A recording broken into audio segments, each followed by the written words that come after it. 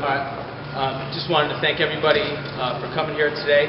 This press conference, I come here with no fanfare today. This isn't about the race that we have on Tuesday. This is about a very concerning issue that's facing our city that occurred on Wednesday that deserves some light to be shed on it.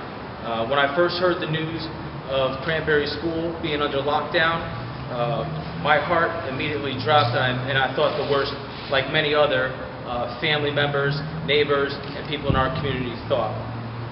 I obviously have a loved one in the classroom. I have neighbors that are in the school. I have friends there as well. And when I found out, I immediately called a colleague that's on the police scanner to find out if the shots fired was true, and it was. It was ringing through the news, or it's ringing through the police scanners that shots were fired at Cranbury Elementary. From there, I took that information and I called Mayor Moccia, an opponent in this race, but I wasn't calling him to talk politics. I was calling him because of my concern for what was going on at Cranbury Elementary at that time. When I called the mayor, I immediately got through, and the mayor asked me how I was doing. He said I was going to win South Norwalk, and he said he was on his way to cut the ribbon at the Oyster Festival. I told the mayor that that was great, but I wasn't calling to talk about that. My concern was what was going on at Cranbury, and was everybody going to be okay? That's the first that the mayor had heard of it when I called him that day. He immediately asked if I was joking. I told him no, that this was a very serious concern, that the school was under lockdown, and the mayor said that he would call the chief and get back to me, which he did. The issue at hand here today is that parents were outraged.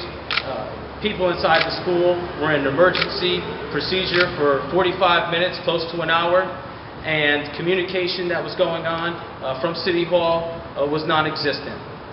And it's time that we start expecting more out of our leaders here.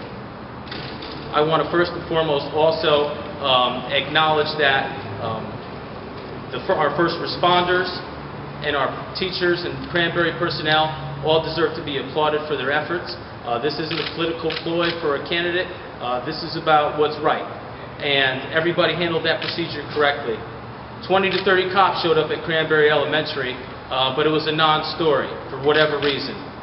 We need to expect more. And I just hope that while our kids were in lockdown and parents were coming concerned, thinking the worst about what was going on with their family, I just hope that our leaders weren't at the Oyster Festival cutting the ribbon.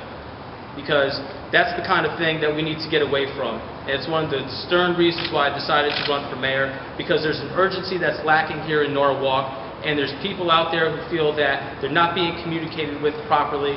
There's people out there that feel that their voices are neglected, and it's time that we stand up and we start expecting more from everybody that's leading us. This knows no party lines. This isn't Democrat versus Republican, because 3 Democrats who were at the ribbon cutting stood here 3 days ago, and they said that they wanted to pat themselves on the back and tell you who to vote for on Tuesday. But when Wednesday came, they were nowhere to be found, and it's unfortunate. So no matter who wins on Tuesday in the Democratic primary, the historic Democratic primary, and no matter who wins in November, it's imperative that us as a community, we finally stand up and we demand more and we demand better out of our leaders in Norwalk. With that said, I want to turn it over to my colleague,